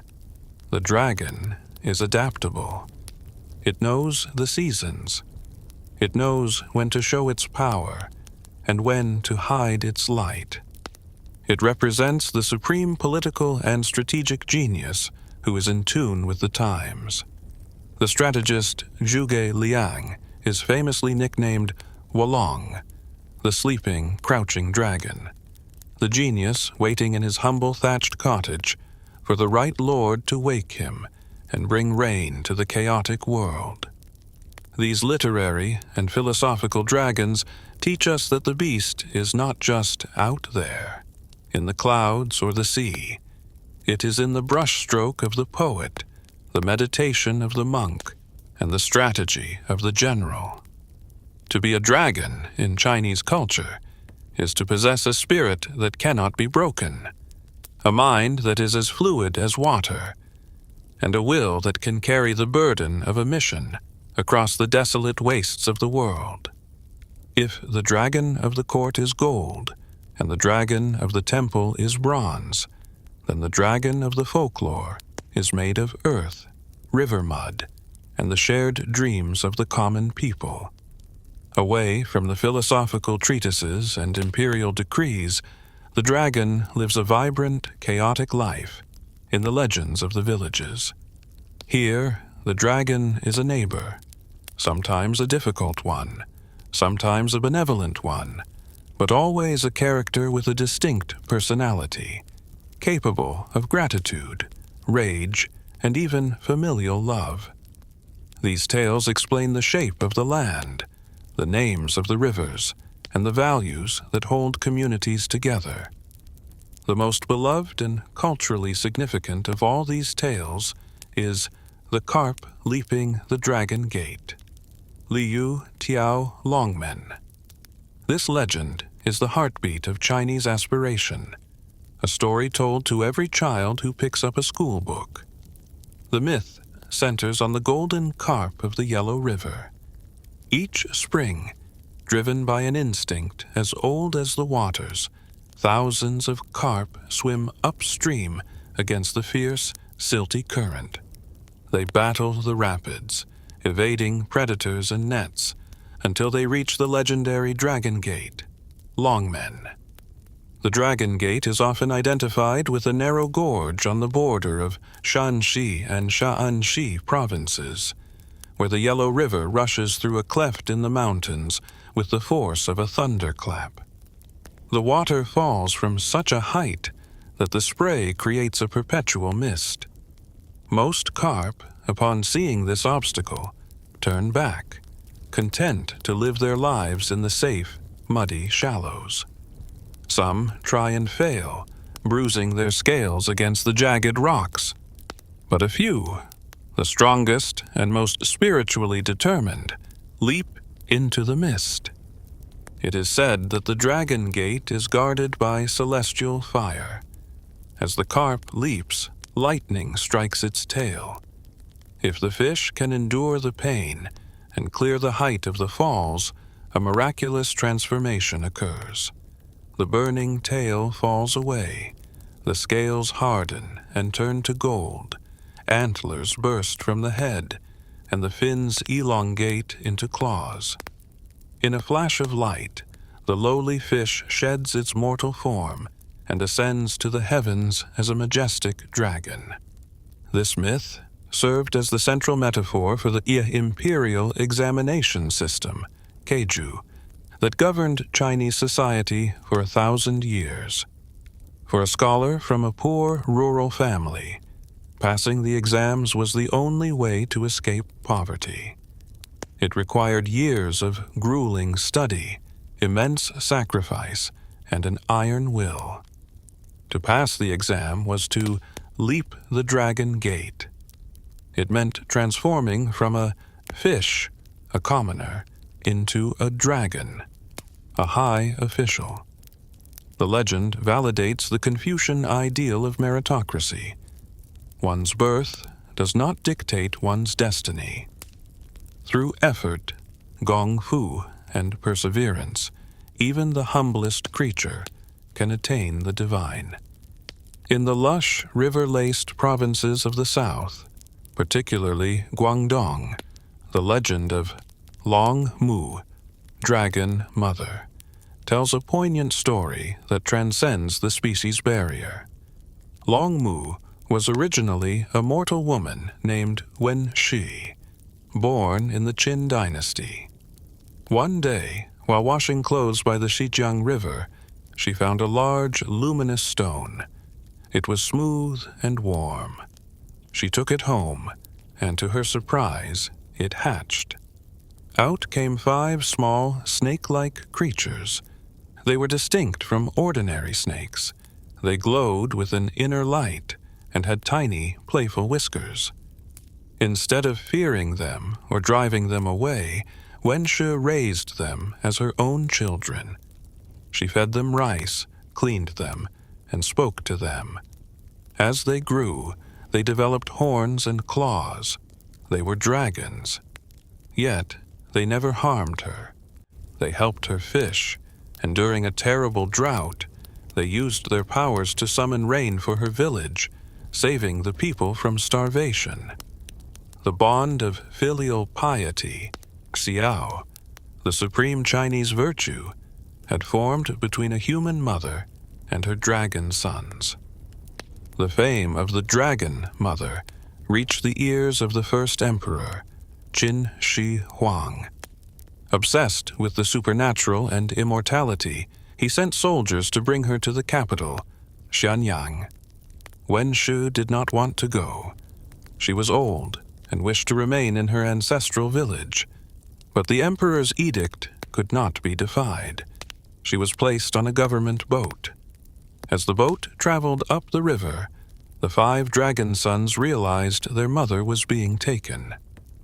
They swam beneath the hull, their massive bodies acting as a brake.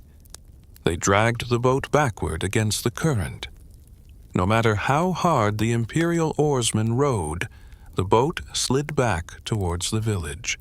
This tug-of-war lasted for days, until the officials, terrified by the supernatural resistance, released her. When Long Mu finally died of old age, the dragons transformed into scholars to mourn her, eventually burying her on the northern mountain.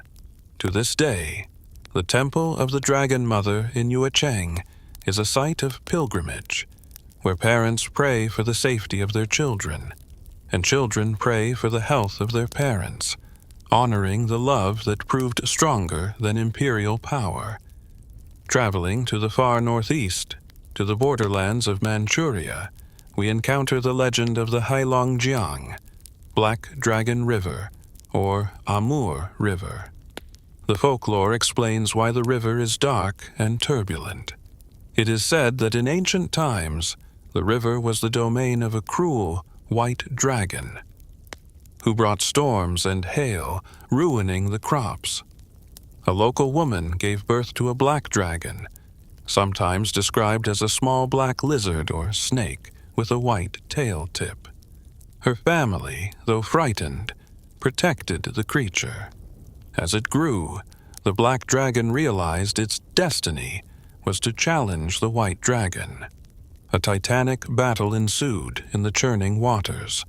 The sky turned black with clouds. The villagers, watching from the banks, wanted to help their child, the black dragon. In a dream, or through an oracle, they were told that the black dragon needed sustenance to win.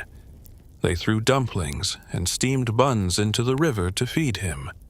Crucially, they threw hot lime, white powder, into the water to blind the white dragon. Fortified by the food and aided by the villagers' intervention, the black dragon defeated the tyrant and took control of the waterway. The river was named the Black Dragon River in his honor. This myth reinforces a recurring theme. The good dragon is the one that is integrated into the human community, the one that is fed and loved, while the wild dragon that acts only for itself is a monster to be subdued.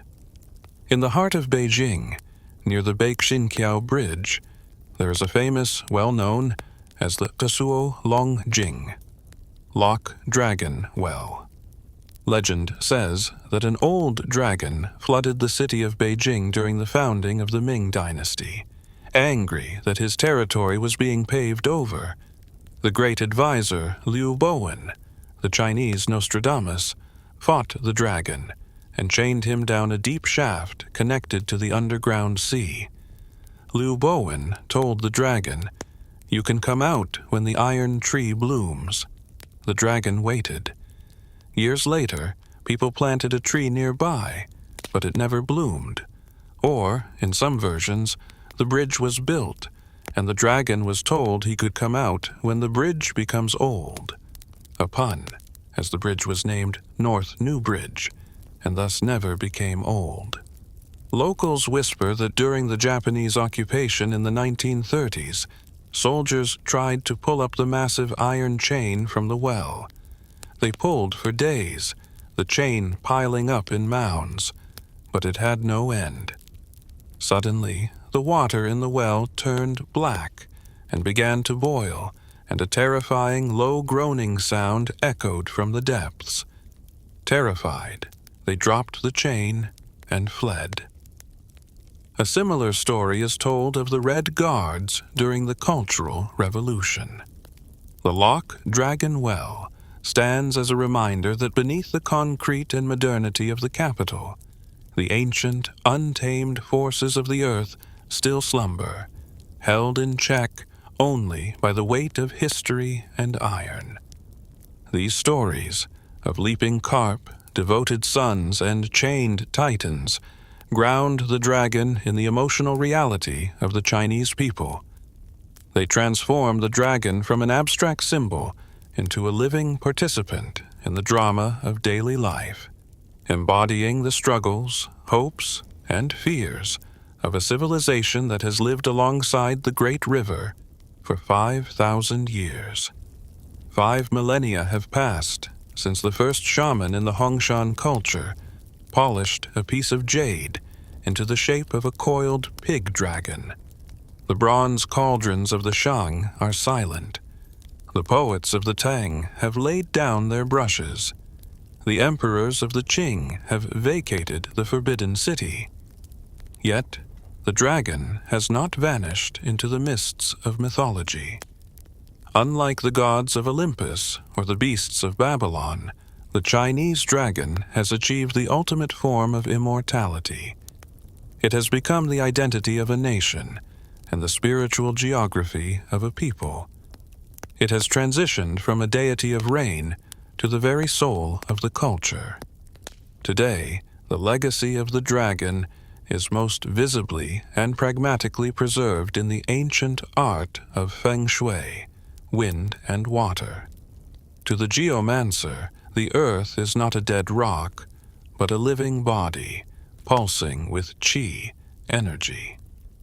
In this topographical anatomy, the mountains are the dragon. The undulating ridges of a mountain range are the dragon veins, Long Mai. A landscape is judged by the vitality of its dragon. A site with good feng shui is one where the Azure Dragon, representing the yang energy, curves protectively around the left side of the site, the east, while the white tiger, yin, guards the right. This is not merely ancient superstition. It dictates the skyline of modern metropolises. In Hong Kong, one of the most futuristic cities on Earth, sleek skyscrapers are often built with large, gaping holes in their centers. These are dragon gates. The architects believe that the dragons live in the peaks behind the city and fly down to the harbor to drink and bathe. If a building blocks their path, it creates bad energy and invites misfortune. By leaving a hole, the dragon can pass through freely, blessing the building with the flow of qi. Thus, the dragon literally shapes the concrete and glass of the 21st century, a testament to the enduring belief that human construction must align with the breathing of the earth. We see the dragon's legacy in the movements of the human body through martial arts. The dragon style, Long Xing of Kung Fu, is revered not for brute strength, but for its internal power. Unlike the tiger style, which relies on shattering force, the dragon style mimics the creature's fluidity. It focuses on swallowing and spitting, controlling the breath to generate power from the core. The practitioner moves in spirals and twists, coiling like a serpent to evade and striking with the sudden snapping power of a dragon's tail. It teaches that true power comes from the Shen, spirit, from a mind that is as adaptable as water and as sharp as a claw. Culturally, the dragon has become the supreme unifier. In a diverse nation of varying dialects and local traditions, the image of the dragon binds everyone together. The Chinese people, both at home and in the vast diaspora, often refer to themselves as descendants of the dragon. Long De Chuan Ren. This phrase, popularized in song and literature, is a claim of shared ancestry. It asserts that regardless of where one is born, the blood of the primordial dragon, the spirit of the Yellow Emperor, and the legacy of the rivers flows in their veins. It represents resilience, dignity, and a continuous civilization that has survived floods, wars, and revolutions, just as the dragon survives the winter to rise again in the spring. The dragon has even evolved into the realm of modern pop culture, crossing oceans to enchant the world. It is no longer just the gold-hoarding monster of Western medieval lore, destined to be slain by a knight. The West has begun to learn the Eastern truth. We see it in characters like Haku in Spirited Away, a river spirit who remembers his name and helps the lost. We see it in the majestic Shenron of Dragon Ball, who does not breathe fire to destroy, but speaks to grant wishes. We see it in the architecture of the Beijing Olympic Stadium, the bird's nest, and the motifs of high fashion. The Chinese dragon has become a global ambassador of a worldview that values synthesis, fluidity, and the protection of nature. As we conclude this epic journey through the scales and clouds of Chinese mythology, we are left with an image of profound wholeness. The lung is a creature of synthesis. It combines the features of the deadly predator, tiger, eagle, with the gentle grazer, ox, deer. It combines the water of the deep abyss with the fire of the lightning. It combines the supreme authority of the emperor with the wild, untamable energy of the flood. It teaches us that true power is not about static domination, but about circulation. The dragon brings the rain feeds the crops feed the people, and the people offer prayers and festivals to the dragon. It is an eternal cycle of reciprocity. To understand the Chinese dragon is to understand the Chinese view of the universe, a dynamic, interconnected, breathing organism where the spiritual and the material are indivisible, So, the next time you see a storm gathering on the horizon, dark clouds swirling in shapes that defy explanation, or hear the deep, chest-rattling rumble of thunder in the distance, do not look down in fear. Look up. Look for the flash of a pearl in the gray mist. Look for the coil of a tail in the fork of the lightning. The dragon is there, riding the wind, watching over the Middle Kingdom and the world, as it has since the first breath of creation. Thank you for joining me on this immense journey through the mists of history, the depths of the crystal palaces, and the heights of the celestial courts. We have walked with emperors, flown with deities, and swum with the carp of the Yellow River. If you felt the spray of the Dragon Gate, heard the scream of Pulau in the bells, or felt the quiet wisdom of the Suwani in the incense smoke, please consider liking this video and subscribing to Hearths of Myths. Join us by the fire as we continue to explore the ancient stories that shape our world and our souls. Until next time, may your spirit be as fluid as water, as grounded as the mountain, and as soaring as the dragon.